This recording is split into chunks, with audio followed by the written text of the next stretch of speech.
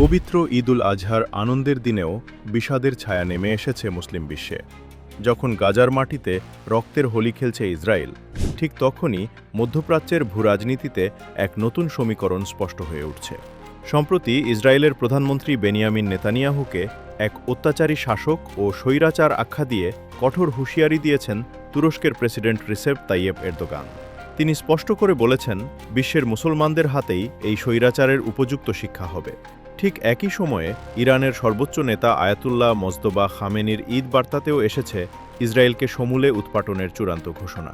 মধ্যপ্রাচ্যের পরাশক্তি তুরস্ক এবং প্রতিরোধের মূল কেন্দ্র ইরানের এই একই সুর বিশ্ববাসীকে আসলে কিসের ইঙ্গিত দিচ্ছে? ঈদের নামাজ শেষে গণমাধ্যমের মুখোমুখি হয়ে এরদোগান যে বক্তব্য দিয়েছেন তা কেবল কোনো আনুষ্ঠানিক নিন্দা নয়, বরং এটি নেতানিয়াহু সরকারের বিরুদ্ধে এক চরম হুঁশিয়ারি। এরদোগান বলেন, নেতানিয়াহু নামের এই স্বৈরাচার বিশ্বের মুসলমানদের হাতেই প্রয়োজনীয় শিক্ষা পাবে।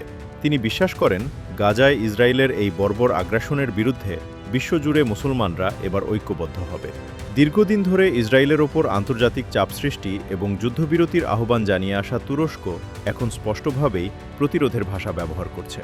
আর এই ক্ষোভের পারদ যে কতটা উঁচুতে তা বোঝা যায় ঈদের ঠিক আগের দিন ইরানের প্রেসিডেন্ট মাসুদ পেজেশকিয়ানের সাথে এরদোগানের সেই জরুরি ফোনালাপে। তুরস্ক যখন কূটনৈতিক ও রাজনৈতিকভাবে নেতানিয়াহুকে কোণঠাসা করার ডাক দিচ্ছে, ঠিক তখন তেহরান থেকে আসছে সামরিক ও কৌশলগত চরম আঘাতের বার্তা। ইরানের সর্বোচ্চ নেতা স্পষ্ট করে দিয়েছেন, মধ্যপ্রাচ্যে শান্তি ফেরানোর একমাত্র উপায় হল এই অবৈধ জায়নবাদী রাষ্ট্রকে সমূলে উৎপাটন করা। লক্ষ্য করুন, তুরস্কের সুন্নি নেতৃত্ব এবং ইরানের শিয়া নেতৃত্ব আজ এক সাধারণ শত্রুর বিরুদ্ধে একই বিন্দুতে এসে দাঁড়িয়েছে। এই দুই দেশের যৌথ অবস্থান ওয়াশিংটন থেকে তেল আবিব সবখানেই কাঁপন ধরিয়ে দিয়েছে।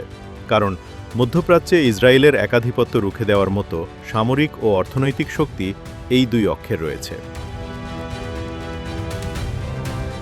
কিন্তু প্রশ্ন হচ্ছে, এরপর কি? বিশ্লেষকরা বলছেন, পর্দার আড়ালে এক দীর্ঘমেয়াদী খেলা চলছে।